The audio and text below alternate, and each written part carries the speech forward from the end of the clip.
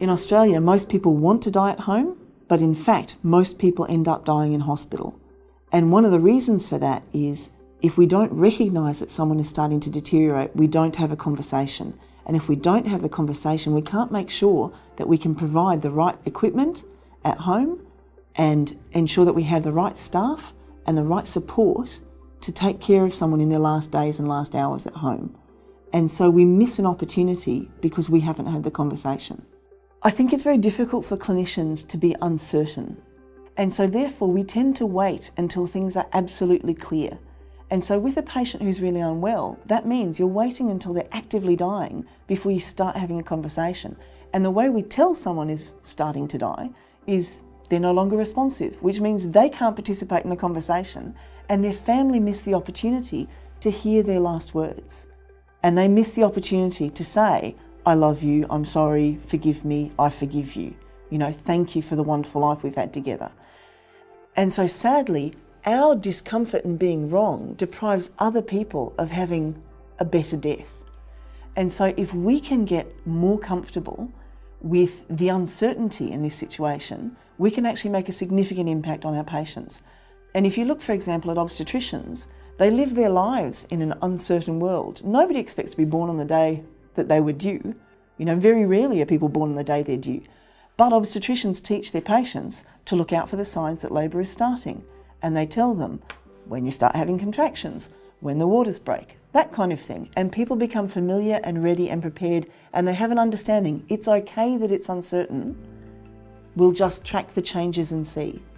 And so with patients at the end of their life, similarly, we don't need to absolutely know, but we need to empower people by explaining these are the changes that you'll see.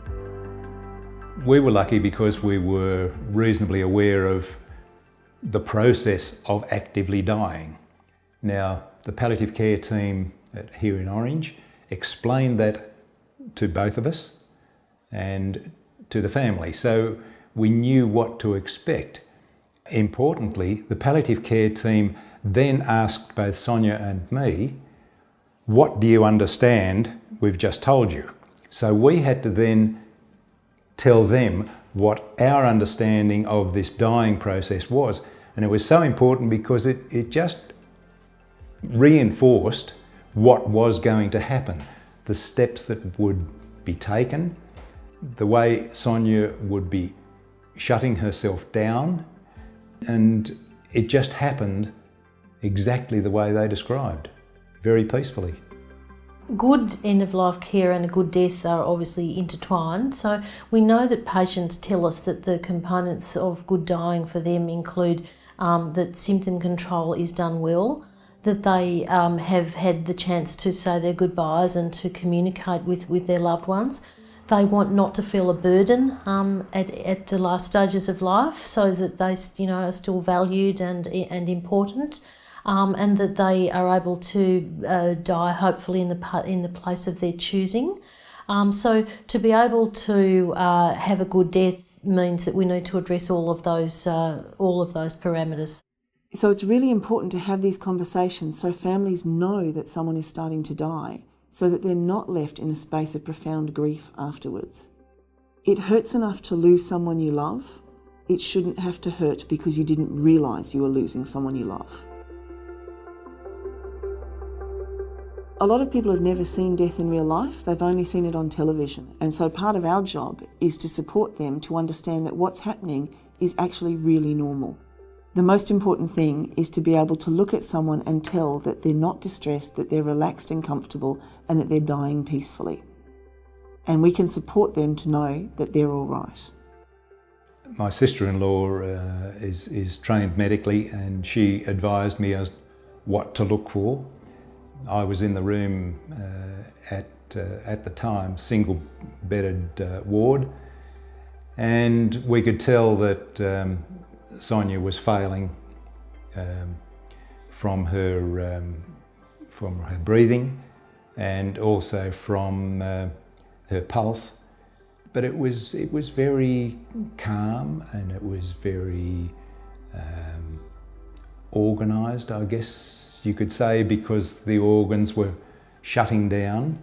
She was actively dying, and she took her last gasp, her heart stopped, and that was it.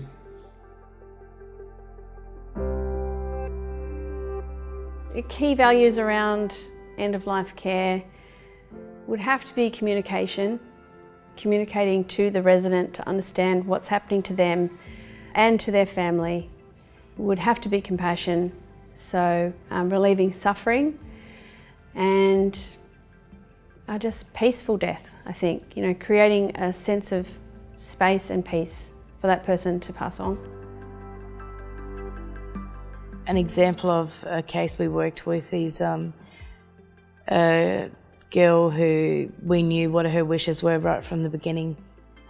We knew that when it came to that stage in her life that was the be-all and end-all for her, was to be home. And her face lit up when she got home, and all the family was there waiting for her, and yeah, she passed away about 5 hours after. Yeah, so... But you could tell she looked at me and she opened her eyes and she said, "I'm home now, Hayley." And I said, "You are now, bub, you are," you know. And you could just tell that significance of getting her home.